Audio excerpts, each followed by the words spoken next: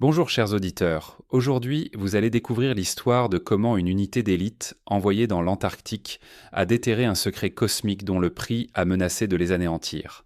Au fait, écrivez dans les commentaires de quelle ville vous venez.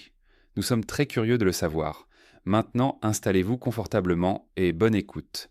Le ronronnement grave des moteurs de l'Antonov AN-124 était une berceuse familière, un murmure constant qui accompagnait nos vies de soldats. Mais ce jour-là, dans le ventre métallique de l'appareil, il portait une résonance différente, celle d'une attente tendue, d'un départ vers l'inconnu. La camaraderie, c'est ce qui vous tient quand tout le reste s'effondre. Un regard, un geste, une blague forcée. C'était ça, le vrai bouclier. Et nous en aurions besoin. Nous étions la Delta, une unité d'élite, des vétérans des terrains les plus inhospitaliers, des conflits les plus oubliés. Le capitaine Dubois, notre commandant, était une figure paternelle, son visage buriné par des années de service, mais ses yeux toujours vifs, analysant chaque détail. À ses côtés, le sergent-major Keller, notre expert en logistique, un homme dont la minutie confinait à l'obsession, mais dont la prévoyance nous avait sorti de plus d'un mauvais pas. Et puis, il y avait le jeune caporal Léger, fraîchement sorti de l'académie, les yeux brillants d'une détermination encore intacte, mais dont la nervosité trahissait l'inexpérience. Nous étions une mosaïque de compétences, de caractères, unis par le même serment. Le briefing avait été succinct, presque cryptique. Opération Aurore polaire, avait déclaré le colonel, sa voix grave résonnant dans la salle de guerre. Récupération d'un artefact de haute valeur stratégique sous les glaces de l'Antarctique. Confidentialité absolue, aucune information ne doit filtrer.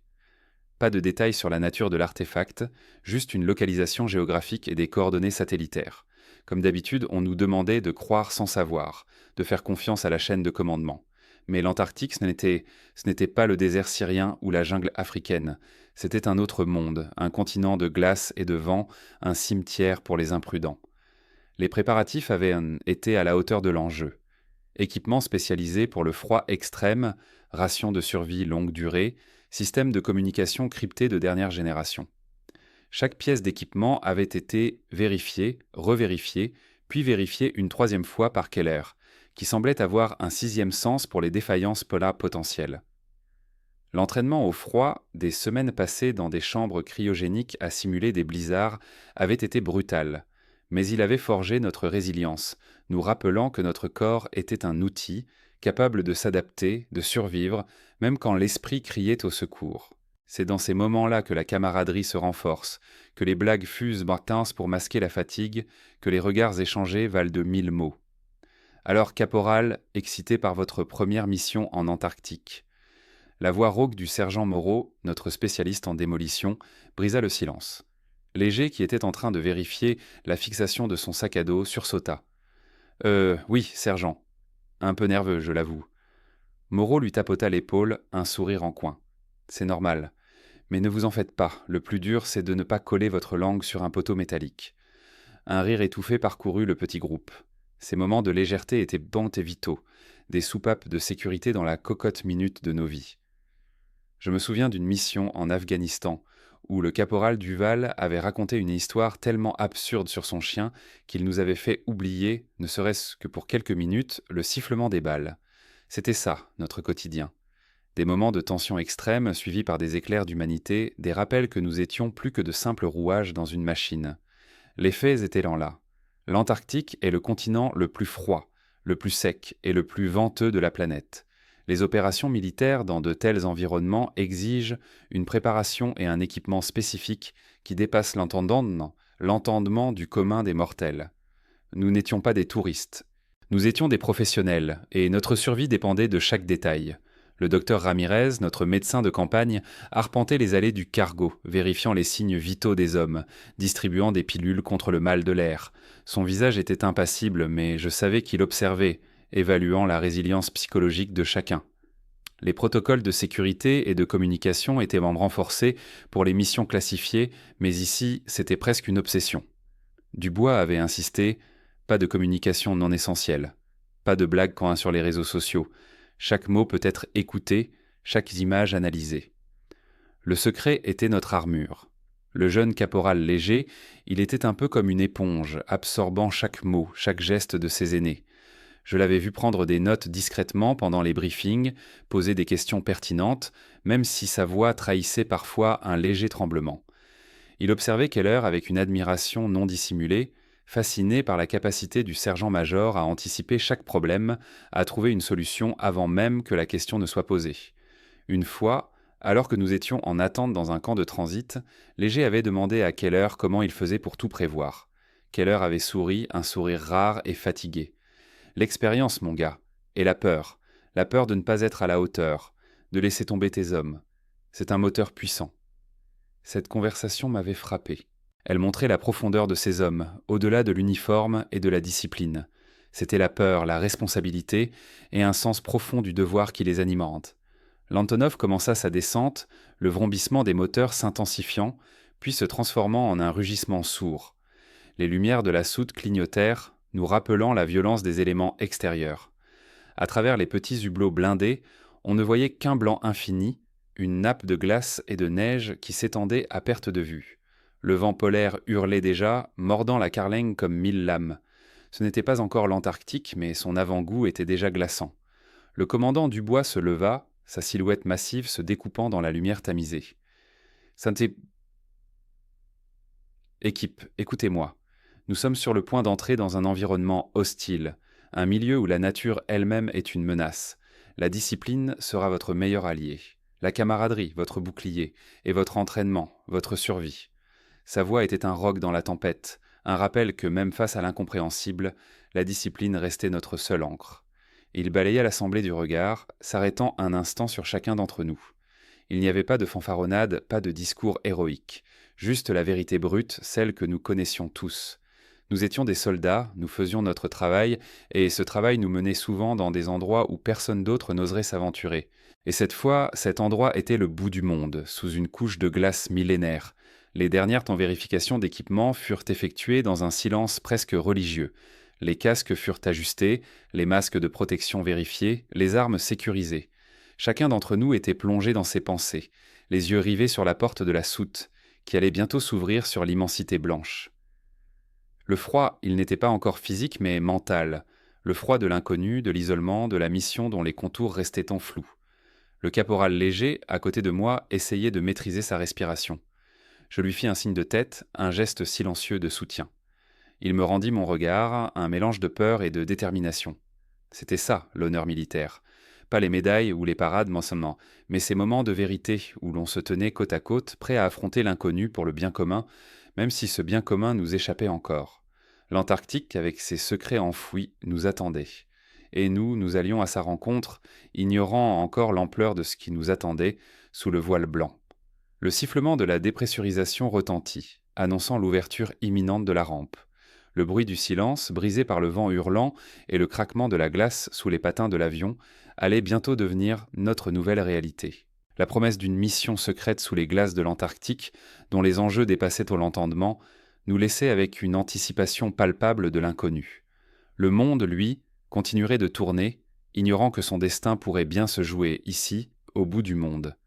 Le vent polaire hurlait, mordant la peau exposée comme 1000 lames. Mais le vrai froid, celui qui glaçait les os, venait de la certitude que quelque chose d'ancien attendait sous la glace. L'atterrissage sur la base avancée, une tâche isolée de civilisation au milieu d'un désert blanc, fut brutal. Le Hercule C-130, secoué par les turbulences, déposa l'unité dans un monde où chaque respiration était une épreuve. L'Antarctique n'était pas seulement un continent, c'était une entité vivante, un colosse de glace et de vent, qui testait chaque fibre de l'être humain. La base, un assemblage préfabriqué de modules interconnectés, offrait un refuge précaire contre les éléments. Le caporal Dubois, un homme dont le visage portait les marques de nombreuses campagnes, ajusta son masque facial.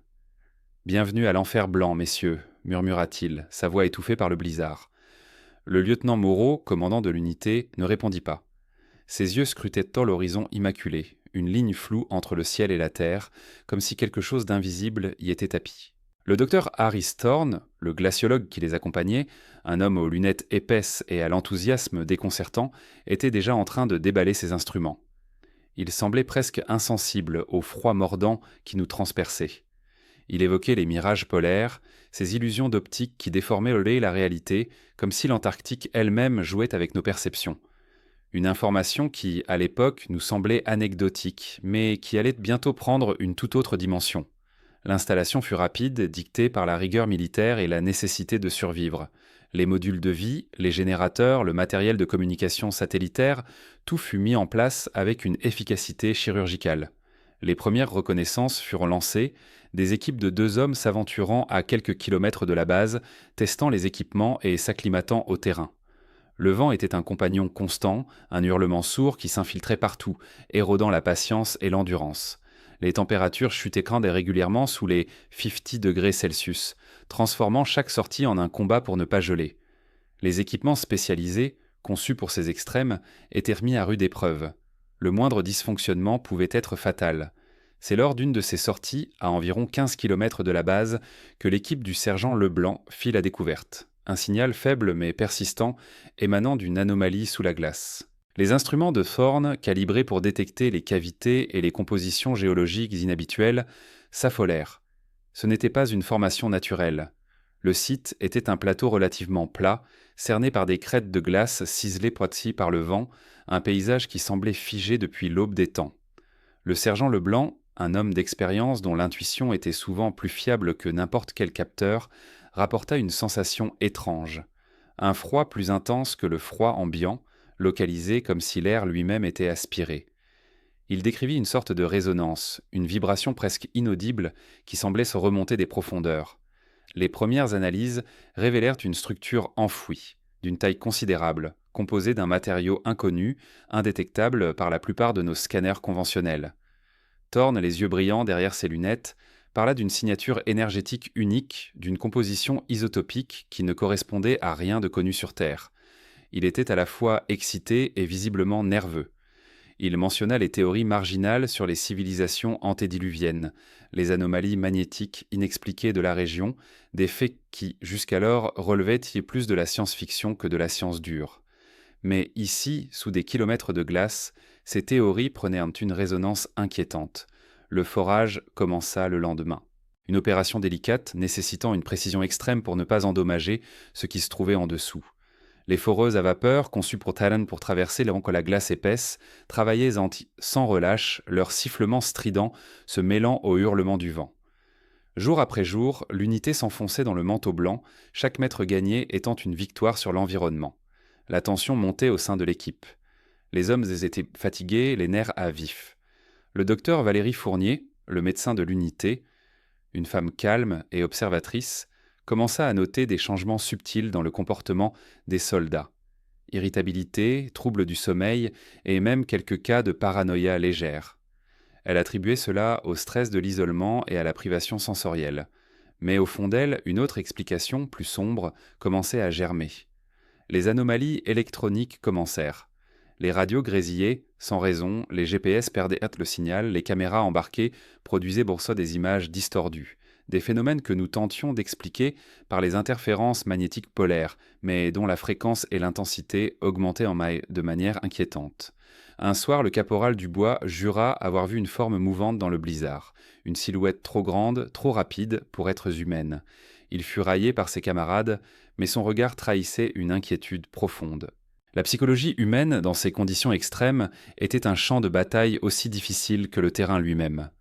Les formations rocheuses et glaciaires, sculptées par des millénaires de vent et de froid, prenaient parfois des formes étranges, presque anthropomorphiques, jouant avec l'imagination des hommes fatigués. C'est dans ce contexte de tension croissante que la foreuse atteignit sa cible. Un espace vide, une caverne sous la glace. L'équipe d'exploration, menée par le lieutenant Moreau, fut la première à descendre. L'air y était étrangement calme, lourd, et un froid non naturel émanait des profondeurs. Le lieutenant décrivit l'entrée comme une fissure géologique naturelle, mais les parois de la caverne étaient en lice, comme polies, et portaient promptes des marques qui ne ressemblaient à aucune écriture connue, ni à aucune formation naturelle. Au centre de la caverne, l'artefact. Il ne ressemblait à rien de ce que nous avions imaginé. Pas une machine, pas une sculpture, mais une masse cristalline sombre, d'environ 3 mètres de haut, pulsant d'une lumière interne froide et bleutée. une lumière qui ne produisait aucune chaleur, mais qui semblait absorber toute la lumière ambiante. Le docteur Thorne, à genoux devant l'objet, était à la fois extatique et terrifié. Il murmura des mots sur des géométries non euclidiennes, sur une matière qui défiait les lois de la physique. L'artefact émettait une sorte de bourdonnement, une basse fréquence qui résonnait directement dans la poitrine, provoquant un léger malaise. C'est là que les choses devinrent réellement étranges. Les lumières des casques commencèrent à vaciller, puis s'éteignirent complètement, plongeant la caverne dans une obscurité presque totale, seulement brisée par la lueur bleutée de l'artefact. Un silence pesant s'installa, brisé seulement par le bourdonnement de l'objet. Le caporal Dubois jura avoir entendu des voix, des murmures lointains dans une langue inconnue, venant de la glace elle-même. Les autres ne l'entendirent pas parler comme ça, mais le sentiment de malaise était palpable. Le lieutenant Moreau, malgré la peur, ordonna de prendre des échantillons et de documenter l'objet. L'artefact semblait respirer, une pulsation lente et régulière qui s'intensifiait par moments. Les capteurs de Thorne enregistraient des pics d'énergie qui n'avaient aucun sens. L'objet n'était pas inerte, il était vivant, d'une certaine manière, ou du moins actif, et il semblait réagir à notre présence. Le soldat le plus jeune de l'unité, le première classe Fournier, qui avait toujours été d'un optimisme inébranlable, eut un frisson visible et se recroquevilla légèrement. Il avait l'air d'avoir vu un fantôme. Il expliqua plus tard qu'il avait eu une vision fugace, une image de vastes étendues cosmiques et de formes indescriptibles, gravées dans son esprit comme une brûlure. Ces visions, ces sensations, étaient-elles le fruit de la fatigue et de l'isolement, ou la preuve que quelque chose de bien plus profond était à l'œuvre ? La question restait en suspens, mais la réponse commençait à se dessiner, froide et implacable, sous la glace. Le lieutenant Moreau, un homme de science et de pragmatisme, se retrouvait confronté à l'inexplicable. Ses ordres étaient là clairs, récupérer l'artefact. Mais comment récupérer quelque chose qui semblait défier les lois de la réalité ? Les communications avec l'extérieur devenaient de plus en plus difficiles, les transmissions hachées par des interférences inconnues. Le monde semblait s'éloigner, nous laissant seuls face à cette découverte terrifiante.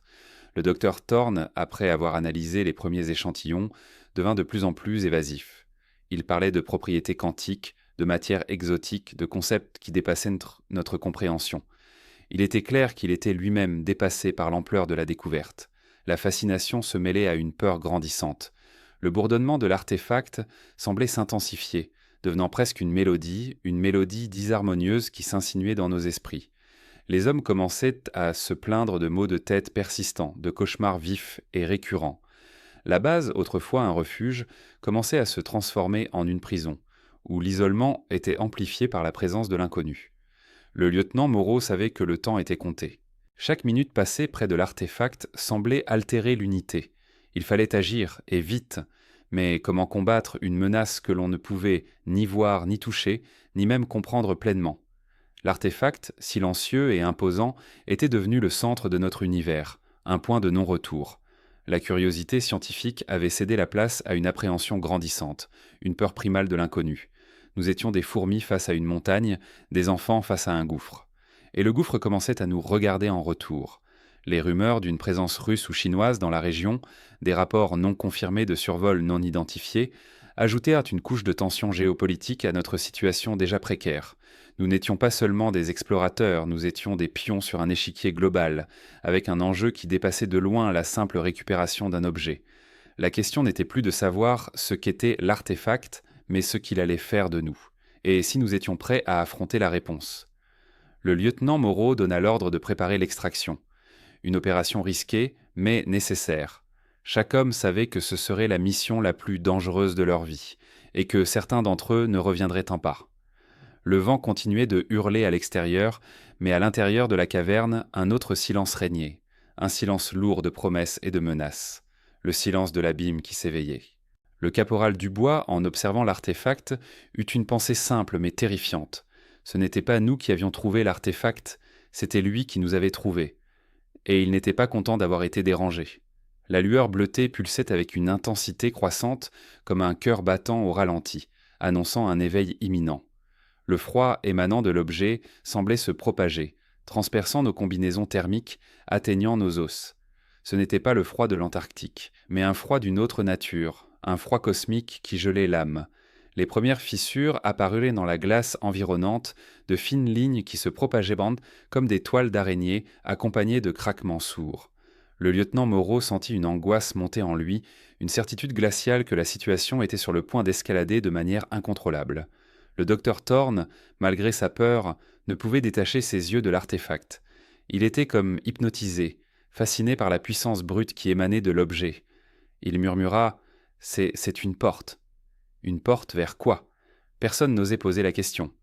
L'air devint plus dense, plus lourd, et une odeur métallique, presque électrique, commença à se répandre dans la caverne. Les hommes se regardèrent, les visages pâles sous la lueur étrange. Ils étaient des soldats, entraînés pour le combat, mais rien dans leur formation ne les avait préparés à cela, à l'horreur cosmique qui commençait à se manifester sous leurs yeux. Le lieutenant Moreau serra les dents. « Préparez l'extraction », répéta-t-il, sa voix tremblante mais ferme, « et soyez prêts à tout. » L'artefact pulsait avec une intensité aveuglante, sa lumière bleutée remplissant la caverne d'ombres dansantes. Le bourdonnement devint un rugissement assourdissant, faisant vibrer la glace et les os. Les fissures dans les parois de la caverne s'élargirent et des blocs de glace commencèrent à se détacher, tombant avec fracas. Le docteur Thorne, sidéré, pointa du doigt l'artefact. « Il s'active !» Les capteurs s'affolèrent, les aiguilles sautant frénétiquement. Une colonne de lumière s'éleva de l'artefact, perçant le plafond de glace et disparaissant dans les profondeurs de l'Antarctique. L'air se glaça instantanément, une froidure insoutenable qui brûlait les poumons. Des formes indistinctes commencèrent à se mouvoir dans les ombres, des silhouettes éthérées qui semblaient se matérialiser à partir de la lueur de l'artefact. Le caporal Dubois ouvrit le feu, sa rafale de fusil résonnant dans la caverne, mais les balles traversèrent les formes sans effet. « Qu'est-ce que c'est que ça » hurla-t-il, la panique dans la voix. Le lieutenant Moreau donna l'ordre de se replier, mais il était déjà trop tard. Les formes indistinctes se précipitèrent, non pas pour attaquer physiquement, mais pour envahir les esprits. Des visions, des cauchemars, des peurs les plus profondes, tout cela fut projeté dans les consciences des soldats. Le première classe Fournier tomba à genoux, les mains sur la tête, hurlant. Ses yeux étaient en vitreux, fixés sur une horreur invisible. Le docteur Fournier se précipita vers lui, mais il était déjà trop loin. Son esprit brisé par l'assaut psychique. Un soldat, le sergent Martin, un homme pourtant réputé pour son sang-froid, commença à tirer sur ses propres camarades, ses yeux remplis d'une folie soudaine. Le lieutenant Moreau dut l'abattre, une décision déchirante mais nécessaire pour la survie du reste de l'unité. L'artefact, au centre de tout, rayonnait désormais d'une puissance écrasante, comme un dieu ancien qui se réveillait de son sommeil millénaire. Les communications avec la base étaient coupées, le monde extérieur ne savait rien de leur calvaire. Ils étaient seuls face à une entité qui défiait toute compréhension, toute logique. Le lieutenant Moreau réalisa alors l'ampleur de la menace.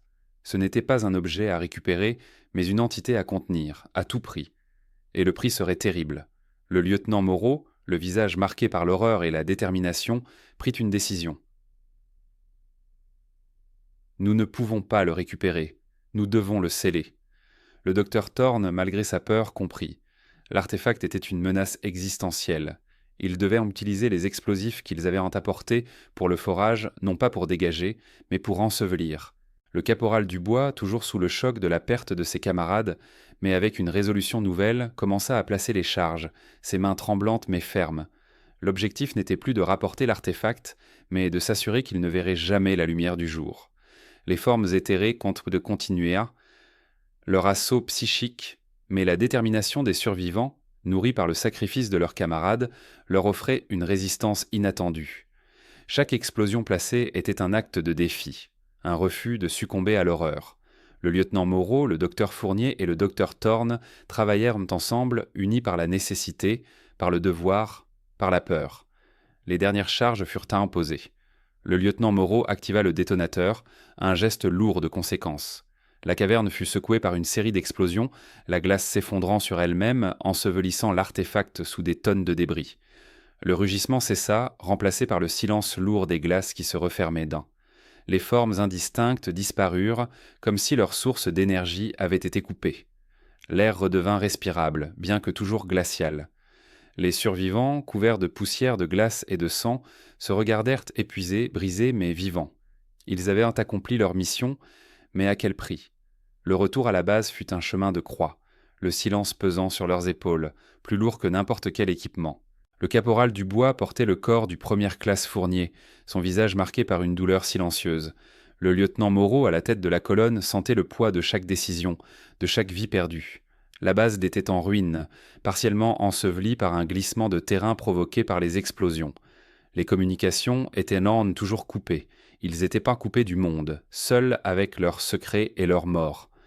Le docteur Fournier, avec ses connaissances médicales, tenta de soigner les blessures physiques, mais les blessures psychologiques étaient encore plus profondes, plus difficiles sans à guérir. Les survivants savaient non que ce qu'ils avaient en vécu resterait gravé en eux, pour toujours. Ils avaient vu l'abîme, et l'abîme les avait regardés en retour. Le soleil antarctique, pâle et lointain, se levait sur un paysage de désolation. Les survivants, peu nombreux, se préparaient donc pour le long retour. Le silence était leur seul compagnon, un silence lourd du souvenir de ceux qui étaient tombés et du secret qu'ils portaient en eux. L'artefact était scellé, mais ses échos résonneront longtemps dans leurs esprits. La menace n'était pas éteinte, seulement endormie, attendant peut-être une autre opportunité. Et le monde, ignorant tout, continuait de tourner. Mais pour ces hommes, rien ne serait plus jamais pareil. Le sacrifice avait été fait, le devoir accompli. Mais à quel prix et pour combien de temps? La réponse, comme l'artefact, restait enfoui sous les glaces, attendant son heure. L'artefact pulsait d'une lumière froide, non pas celle des étoiles, mais celle d'un abîme. Nous savions que nous avions trouvé quelque chose qui n'aurait jamais dû être dérangé. Ce n'était plus une simple curiosité scientifique, mais une porte ouverte sur une réalité que l'humanité n'était pas censée comprendre. Le silence relatif qui avait enveloppé notre camp depuis la découverte s'était brisé, remplacé par une cacophonie mentale, un murmure constant qui s'insinuait dans chaque pensée, chaque souffle. Le froid n'était plus seulement physique, il était devenu existentiel, rongeant la certitude même de notre présence ici. Les instruments de mesure, qui jusqu'alors affichèrent des données incohérentes mais gérables, s'affolèrent. Les aiguilles danséantes, les écrans crépitèrent, comme si l'air lui-même était devenu une entité hostile, chargée d'une énergie inconnue. Le docteur Harry Thorne, notre expert en xénolinguistique et en archéophysique, un homme d'ordinaire imperturbable, avait le visage blême. Ses mains tremblèrent en manipulant sa tablette, ses yeux fixés sur les symboles gravés sur la surface de l'artefact. Il avait tenté de déchiffrer leur signification, de trouver une logique dans leur agencement, mais chaque tentative semblait ne faire qu'éveiller davantage la chose. Le capitaine Dubois, notre commandant, maintenait une façade de calme, mais ses ordres étaient plus secs, ses regards plus insistants. Il savait, comme nous tous, que nous avions dépassé le point de non-retour. La mission de récupération était devenue une mission de survie. La première manifestation directe fut subtile, presque insidieuse. Des ombres mouvantes dans le coin de l'œil, des chuchotements inaudibles mais persistants. Puis, la réalité commença à se tordre. Le sergent Miller, notre spécialiste en communication, se mit à hurler, pointant du doigt un coin de la tente où, disait-il, des formes rampantes émergeaient cincelant des fissures du sol. Nous ne voyions rien, mais sa terreur était contagieuse. Le médecin de l'unité, le lieutenant Chen, tenta de le calmer, mais Miller se débattit avec une force inattendue, ses yeux injectés de sang. Ce fut notre première perte, non pas par une attaque physique, mais par une fracture de l'esprit. Le froid psychique de l'entité ne respectait pas les protections thermiques. Nous avions été formés pour affronter des menaces tangibles, des balles, des explosifs, mais pas cette horreur qui s'insinuait dans nos pensées les plus profondes. Le capitaine Dubois ordonna un confinement strict et la désactivation de tout équipement électronique non essentiel. Nous ne savons pas ce que c'est, mais il semble se nourrir de notre technologie, de notre compréhension, avait-il déclaré, sa voix grave. Le major Anya Sharma, notre officier de renseignement, tentait désespérément d'établir un contact avec le monde extérieur, mais toutes les communications étaient brouillées par une interférence statique, un bruit blanc qui semblait porter les échos de l'abîme. Les tensions géopolitiques sont s'ajouter encore à notre calvaire. Des messages cryptés interceptés par Sharma indiquaient en un que d'autres nations, alertées par des anomalies énergétiques, envoyaient enquêter leurs propres équipes. La Russie, la Chine, les États-Unis, tous voulaient en leur part de cet artefact. Nous étions des pions au milieu d'un échiquier glacial, avec une menace cosmique pour arbitre. Le caporal Léger, un jeune soldat à peine sorti de l'école, se montra d'une bravoure inattendue. Alors que le lieutenant Chen était débordé par les cas de panique et de délire, Léger, malgré sa propre peur, aida à maintenir l'ordre, distribuant les rations, vérifiant les équipements. Il avait vu ses parents, tous deux militaires, traverser des épreuves, et il puisait dans cette résilience familiale une force insoupçonnée. Un jour, alors que l'artefact pulsait avec une intensité croissante, provoquant des hallucinations collectives, Léger se précipita pour éteindre un générateur défaillant qui menaçait d'exploser, exposant son corps aux radiations psychiques. Il en sortit secoué mais indemne, un acte de bravoure silencieux qui rappela à tous la valeur de chaque vie.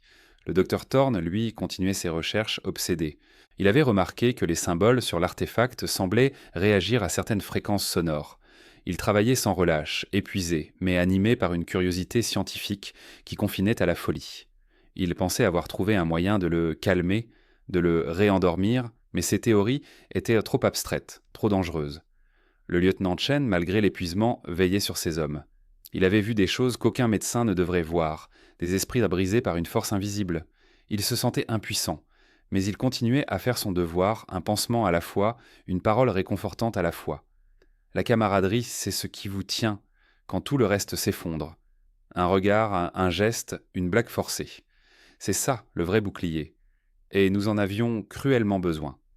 Le capitaine Dubois, confronté aux pertes et à l'ingérence extérieure, devait prendre des décisions toujours plus difficiles.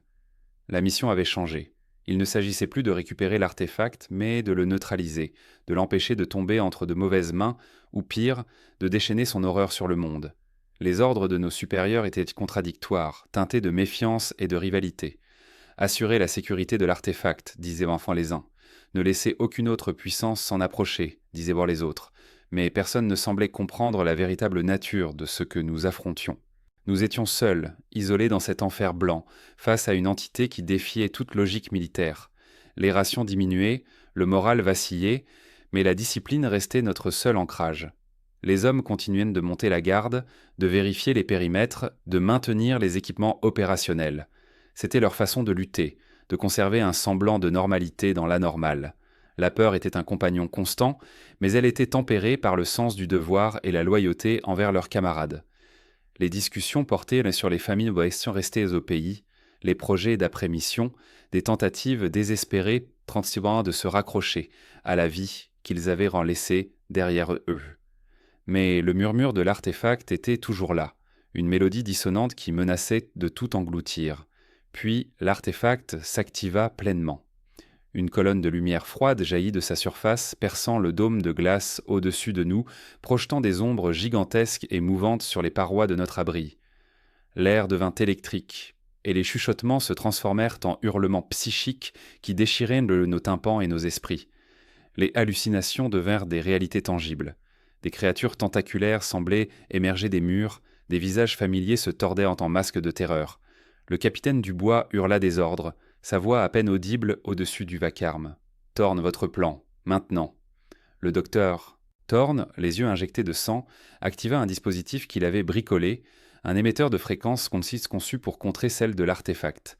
Mais il fallait s'approcher, le placer directement sur la surface pulsante. Le lieutenant Chen, malgré les risques, se porta volontaire pour l'accompagner, protégeant Thorne des assauts psychiques. Le caporal Léger, lui, se positionna pour couvrir leur retraite, son fusil tremblant mais son regard déterminé. C'était un acte de sacrifice, une course contre la folie. L'artefact réagit violemment à l'approche du dispositif. Des décharges d'énergie pure traversèrent enfin l'air, projetant les hommes au sol. Le lieutenant Chen fut touché, son corps s'effondrant, mais il avait réussi à pousser Thorne vers l'artefact. Avec une dernière impulsion, Thorne plaça le dispositif, ses doigts brûlés par l'énergie froide. L'artefact vibra, la lumière faiblit, puis s'intensifia de nouveau, mais d'une manière différente, plus contenue. La menace cosmique était là, mais elle était momentanément contenue. Mais le coup était immense. Le lieutenant Chen, notre médecin, notre pilier de compassion, était tombé. Et au loin, les radars de Sharma captèrent de nouvelles signatures. Des aéronefs non identifiés se dirigeant vers notre position. Les autres puissances étaient arrivées. Le temps était compté. Le silence retomba. Lourd, oppressant, brisé seulement par le sifflement du vent et les sanglots étouffés du caporal Léger. Le dispositif de Thorne avait fonctionné, mais il était clair que ce n'était qu'une solution temporaire. L'artefact pulsait toujours, mais d'une lueur plus faible, comme un cœur endormi mais prêt à se réveiller. Le capitaine Dubois ordonna de sécuriser la zone, malgré les pertes, malgré l'épuisement. Il n'y avait pas de temps pour le deuil. Les autres nations étaient en route et la situation était sur le point de dégénérer en un conflit armé pour un objet qui ne devrait jamais être touché. La décision fut prise, l'artefact devait être détruit, à tout prix. Mais comment détruire ce qui défie la matière elle-même? Le docteur Thorne, secoué mais lucide, proposa une solution désespérée, une implosion énergétique qui nécessiterait un sacrifice. Un sacrifice que le capitaine Dubois savait déjà qu'il devrait faire. Les murmures de mort de l'abîme s'étaient mentus, mais un nouveau silence s'était installé, celui du deuil et de la détermination. Les survivants se regardaient, les visages marqués par la fatigue et la terreur, mais aussi par une nouvelle résolution. L'honneur, le devoir, le sacrifice. Ces mots, autrefois des idéaux lointains, étaient redevenus notre réalité brutale. Nous avions affronté l'inconnu et nous savions que la bataille en finale était encore à venir, une bataille dont le monde ne connaîtrait jamais l'ampleur. Mais nous étions là, à la pointe du monde, prêts à payer le prix. Le vent polaire hurlait toujours, mais cette fois, il portait le poids de notre serment silencieux. Les ordres étaient vent clair, mais la réalité sur le terrain était bien plus complexe. Entre les lignes de la carte, il y avait la peur, la fatigue et la question lancinante. À quel prix? Le silence qui suivit l'explosion fut plus assourdissant que le fracas lui-même. Un silence lourd, épais, chargé de la poussière de glace et des débris de l'artefact. L'entité, cette chose sans forme ni nom, avait été contenue, repoussée dans son abîme. Mais à quel prix? C'est la question que se posaient les quelques survivants, leurs visages noircis par la suie et le froid, leurs yeux reflétant l'horreur qu'ils venaient de traverser. Le capitaine Dubois, le bras en écharpe, balayait du regard ce qui restait de son unité. Moins de la moitié. Le reste était soit enseveli sous les glaces, soit perdu dans les profondeurs de cet abîme cosmique qu'ils avaient à peine effleuré. La mission était accomplie. L'artefact, ou ce qu'il en restait, ne représentait plus une menace immédiate. Mais la victoire avait un goût amer, celui du sang et de la glace. Le sergent Miller, le visage pâle et le regard vide, fixaient le vide. Il avait perdu son meilleur ami dans l'opération, emporté par une manifestation de l'entité qu'aucun entraînement au monde n'aurait pu préparer. Les protocoles militaires, si rigoureux en temps normal, semblaient un monstre dérisoire face à ce qu'il avait affronté. Comment consigner dans un rapport l'existence d'une entité cosmique qui se nourrit de la peur et de la conscience? Comment expliquer la perte de camarades à des forces qui défient toute logique humaine? La réalité était que personne ne les croirait, et c'était peut-être mieux ainsi. Les communications avec l'extérieur étaient rétablies, mais les messages étaient cryptés, codés, et ne parlaient que de contingence opérationnelle et de nettoyage de zone. Pas un mot sur l'horreur qu'ils avaient tant vécue. Le colonel Moreau, leur contact principal, avait été clair. Ce qui s'est passé là-bas reste là-bas. Vos rapports seront ajustés. Vos mémoires seront gérées. C'était la dure réalité des opérations classifiées. Le monde ne devait pas savoir. Les enjeux géopolitiques étaient trop importants. D'autres nations, comme la Russie et la Chine, avaient déjà manifesté un intérêt suspect pour la région et les anomalies magnétiques détectées. Une vérité trop dérangement aurait pu déclencher une panique mondiale, ou pire, une course aux armements cosmiques. Les survivants commencèrent les procédures de nettoyage. Chaque fragment de l'artefact, chaque trace de leur passage, devait disparaître sous la glace. Le corps des camarades tombés, impossible à récupérer dans ces conditions, serait laissé à la garde éternelle de l'Antarctique. Un enterrement sans cérémonie, sans drapeau, sans les honneurs qu'ils méritaient. Mais ils savaient, eux, ce qu'ils avaient en fait. Ils avaient en tenu la ligne, non pas contre un ennemi conventionnel, mais contre l'abîme lui-même. Le docteur Anya Sharma, la scientifique de l'équipe, était assise à l'écart, le carnet de notes à la main, mais incapable d'écrire. Ses théories, ses modèles mathématiques, tout s'était effondré face à la réalité de l'entité. Elle avait vu des choses qui défiaient la physique, des formes qui tordaient l'espace et le temps. Comment réconcilier la science avec l'horreur cosmique? Elle savait qu'elle ne pourrait jamais publier ses découvertes. Sa carrière était finie, mais son esprit était à jamais marqué par la vision de l'inconnu. Elle avait été témoin de l'impensable, et cela la condamnait à un silence éternel. Les jours qui suivirent furent une épreuve de survie logistique et psychologique. Le froid mordant, la fatigue accumulée et le poids du secret pesaient sur chaque homme. Le caporal Dubois, plus jeune que les autres, luttait avec des cauchemars récurrents. Des bribes de l'entité, des voix lointaines, des formes mouvantes dans le blizzard. Le médecin de l'unité, le capitaine Léa Dubois, sans lien de parenté avec le commandant, distribuait des sédatifs, mais savait que ce n'était qu'un palliatif. le véritable remède, le temps seul le dirait, et encore. Le stress post-traumatique, une réalité pourtant de vétérans, allait être leur nouveau combat. La camaraderie, ce lien indéfectible forgé dans l'adversité, était la seule chose qui les maintenait ensemble. Un regard, un geste, un silence partagé. C'était leur bouclier contre la folie qui les guettait. Ils avaient vu l'horreur, ils avaient fait des choses BD qu'ils ne pourraient m'entre jamais raconter, et ils étaient liés par ce fardeau commun. C'était cela, l'honneur militaire dans sa forme la plus crue. Faire son devoir, même quand ce devoir est incompréhensible et que le sacrifice est total. Le processus d'extraction fut long et éprouvant. Chaque pas loin du site était un pas vers un retour à une normalité qu'ils savaient à jamais perdue. Les avions de transport attendaient, leurs réacteurs vrombissants, promettant un retour à la civilisation, mais aussi à l'isolement de leurs secrets.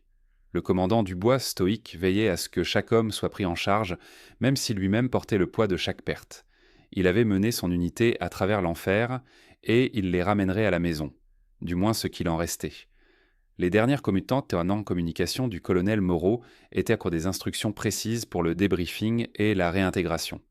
Des psychologues militaires seraient à leur disposition, mais avec des directives claires sur ce qui pouvait et ne pouvait pas être dit. La vérité serait enterrée, scellée sous des couches de classification. Le monde continuerait son chemin, ignorant le sacrifice de ces hommes et femmes qui avaient affronté l'abîme pour le protéger. C'était la nature de leur service, souvent ingrat, toujours essentiel. Le moment de quitter l'Antarctique fut un mélange étrange de soulagement et de mélancolie. Alors que le dernier avion décollait, laissant derrière lui le continent blanc et ses secrets, le capitaine Dubois jeta un dernier regard par le hublot. La cicatrice laissée par l'opération était invisible pour le monde, mais profondément gravée dans l'âme de chaque survivant. L'entité était partie, ou du moins dormait à nouveau. Mais la question persistait. Pour combien de temps ? Et à quel prix, la prochaine fois ? Le sacrifice avait été fait, mais la menace, elle, n'était peut-être que temporairement repoussée. Le monde inconscient continuait de tourner. De retour à la base, la réintégration fut un processus froid et méthodique. Des interrogatoires, des examens médicaux, des séances avec des psychologues qui écoutaient, avec des yeux vides, les récits édulcorés. Les survivants apprirent à mentir, à omettre, à construire une nouvelle réalité pour ceux qui n'avaient pas été là. Ils étaient des héros silencieux, des gardiens d'une vérité trop effrayante pour être partagée. Mais le silence pesait.